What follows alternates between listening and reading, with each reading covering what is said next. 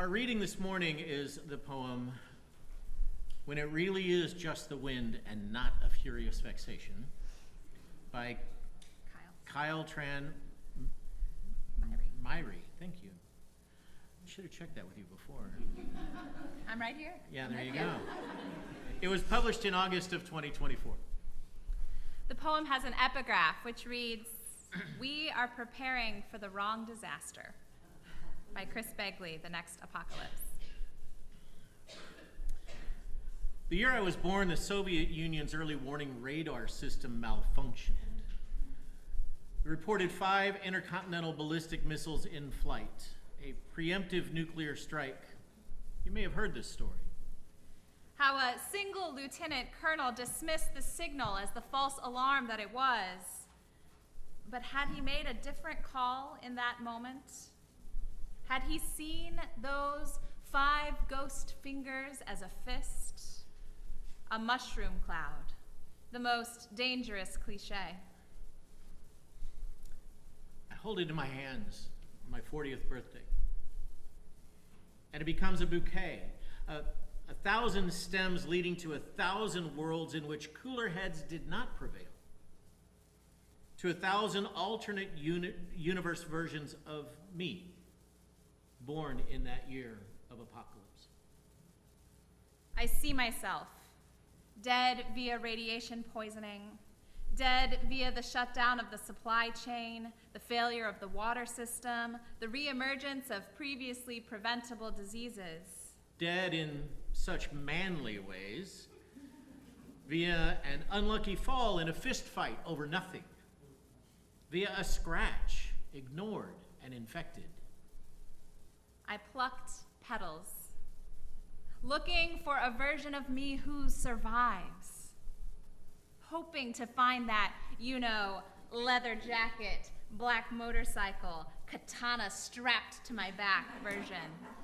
The warrior poet, lone vessel of vengeance, keeping the wasteland's unending tide of razor-clawed mutants at bay version. Yeah. All these dead worlds, and he isn't out there. All those visions of who I could have been, and not a single hero, folk, super, anti, or otherwise. Yeah, in one life, I wore a suit of armor and drowned in the river. In one life, I hoarded food and choked on it. In one life, the basement was so full of boxes of bullets, a tornado came and I had nowhere to go. No shelter. I emptied clip after clip into the wind. All these dead worlds, and we tell the same stories. Which is not to say that I never survive, just that my survival in every reality where it is possible never belongs to me. I see myself, 40. Not a dual-wielding bandit warlord, just a neighbor sitting in another endless community meeting. And how many of our ancestors have already taught us that even after the world ends, there's work to do? I see myself in that work.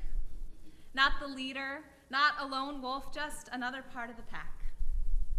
Because in every universe in which I am alive, it is because of other people.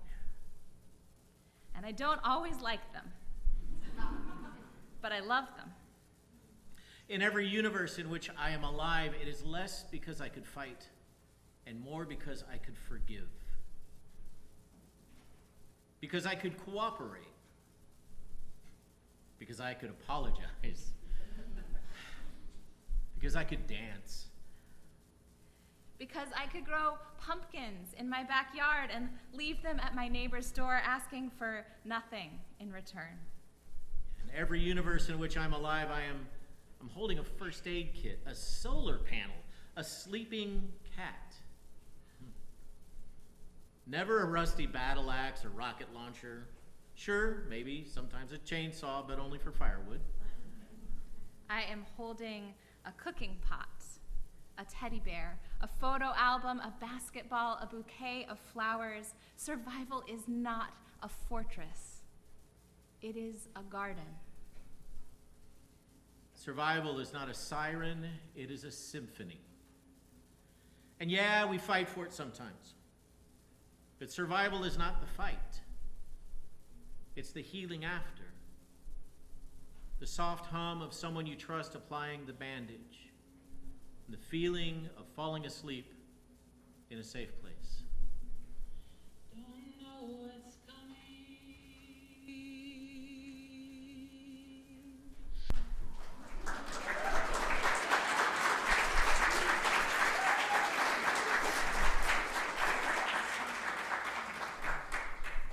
The music brings the magic.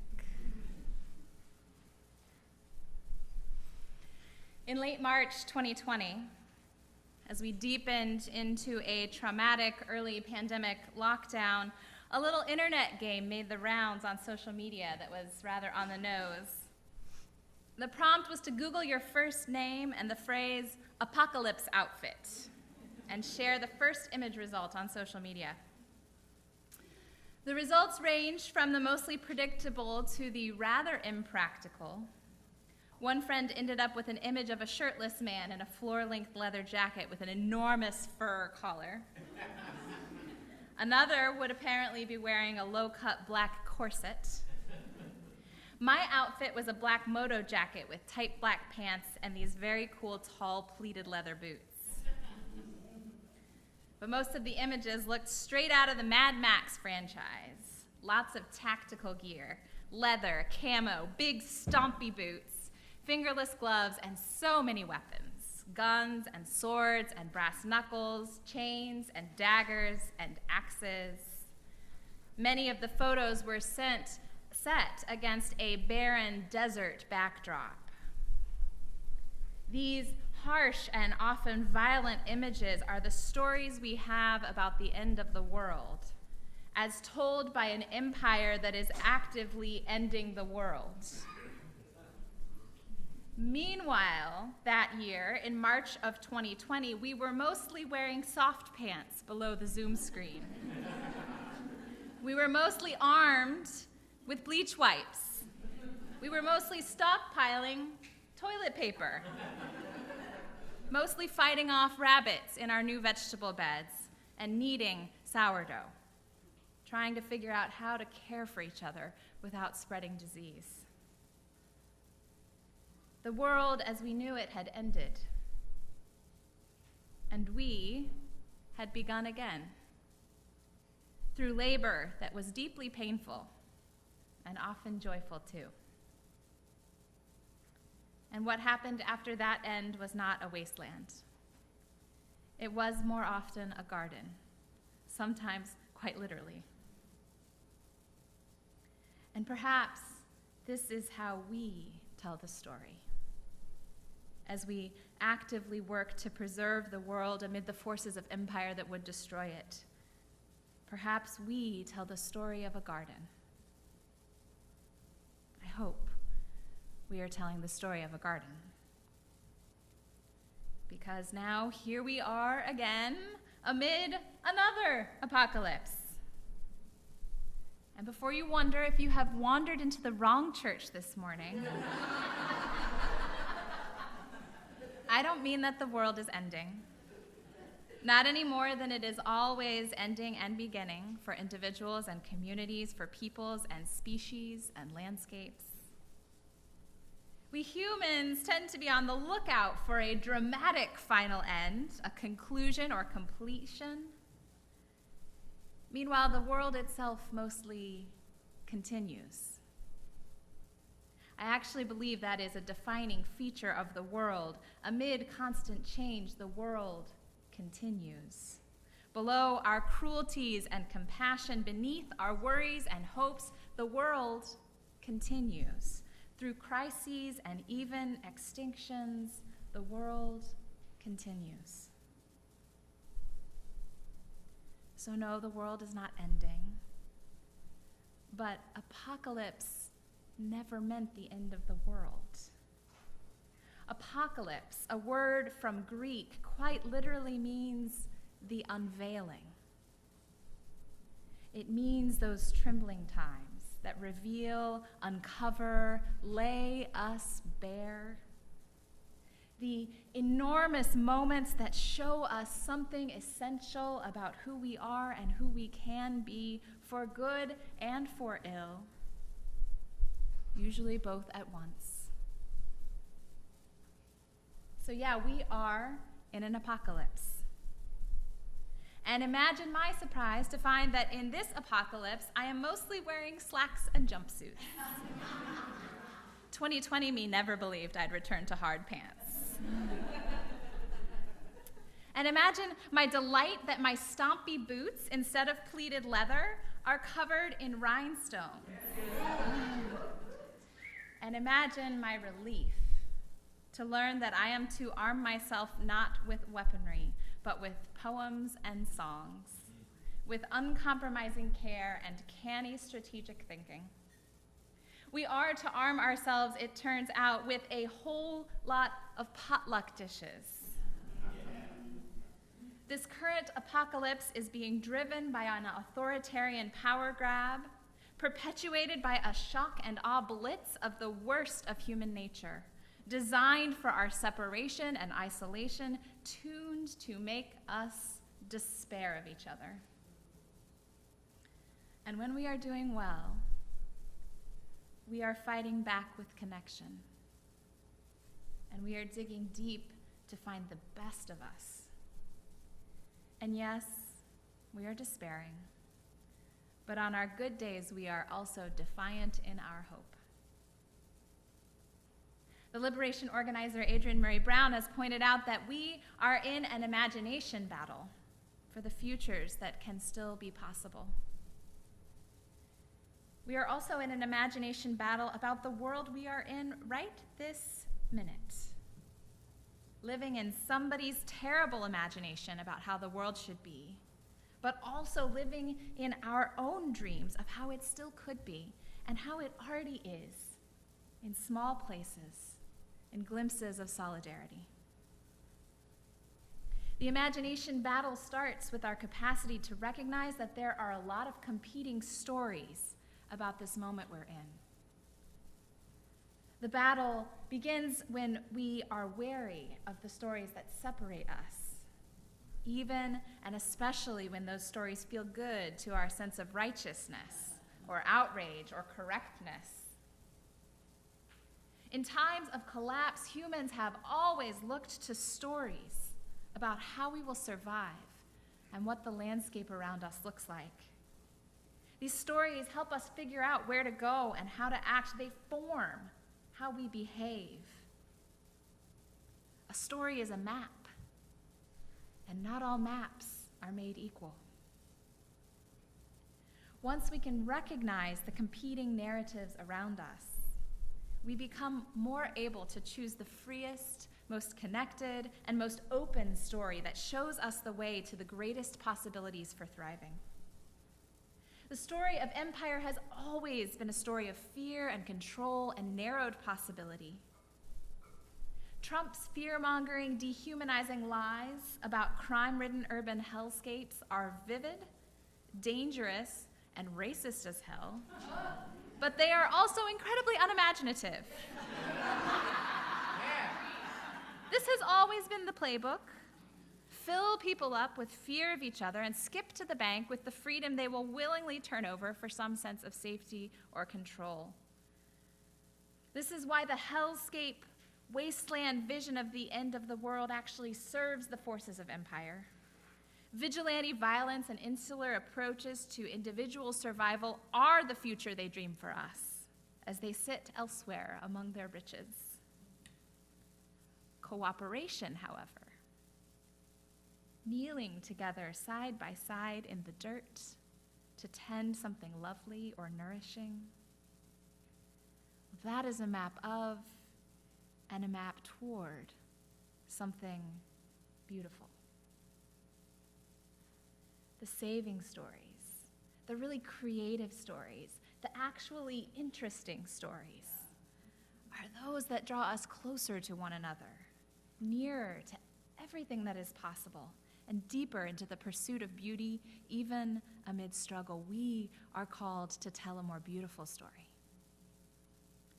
We are called to tell the more beautiful story, and that doesn't usually mean the easier story.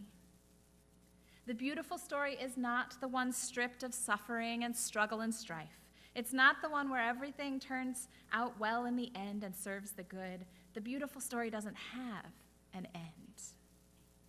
The beautiful story is the one where we continue and continue and continue, and where we do it together, deeply bound in the struggle that is hard and that is also joyful.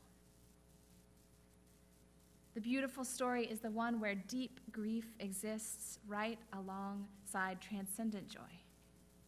It's the one where sometimes we are bored to death in frustrating conversations and stuck moments, and sometimes overwhelmed with gratitude for these compatriots on the journey. So often the beautiful story is not the one we expected.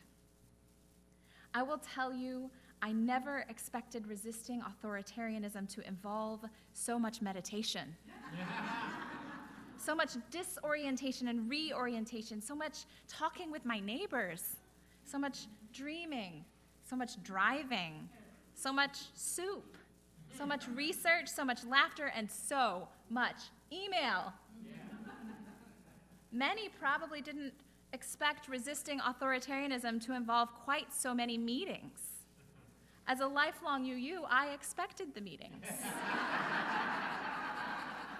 But I did not expect so many signal chats or nervous system awareness, so much grieving, so many meal trains, so much listening and forgiving, so much self-doubt, and so much self-care, so much drudgery, so much absurdity, so much singing, so much dancing, so much love. How could I have failed to guess that resisting authoritarianism would be a love gauntlet full of ripe tomatoes and potluck lunches? That my role would be stewarding the generosity of this community to catch people falling through the widening cracks in our safety nets, and bringing you poetry and building our power for change in deep conversations? Was I imagining the hellscape instead? Was I expecting to duel with a sword strapped to my back? And is there some part of me still caught in that story? Is there some part of us?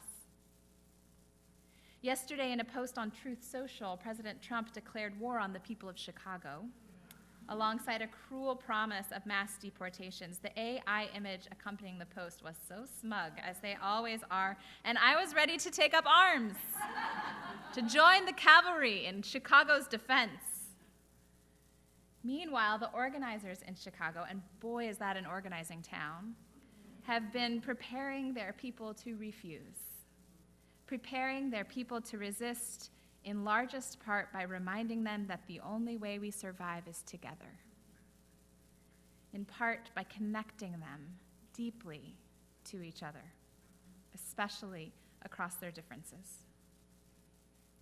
I think those organizers know what we all must learn, that accepting the story of a hellscape is capitulation to the creation of that hellscape. That insisting on the story of our neighborliness is part of what creates our thriving as neighbors. We are living in apocalyptic times, there is no doubt. So, which story are we going to tell? I don't know exactly what's coming. I don't really know what's next. One thing I do know is we're going to need each other so entirely, so deeply to get through it. One thing I do know is that survival in these brutal times must be for all of us, or something essential in us will not have survived. I do know that survival is not a fortress, it is a garden. That it is not a siren, it is a symphony. So this year together, we're going to make poetry of our year. We're going to remember the solidarity that survival must be, and the isolation that it cannot be. Each month, we'll be exploring a different facet of our survival with a different poetry couplet. We'll remember over and over again. Survival is not a flag, it's a wildflower. Survival is not a bomb, it's a blanket. Survival is not a blockade, it is a loaf of bread. Survival is not a megaphone, it is a whisper. It is not a contest, it's a chorus. Not a plan, but a prayer circle. Not a chainsaw, but the forest. Not a promise, but a memory. Not a wasteland, but a dance party. It is the joy and the grief, the hurt and the healing, the tearing and the mending, and the soft hum of someone you trust, applying the bandage, the feeling of falling asleep in a safe place. Survival is all of us, knowing we need all of us to survive.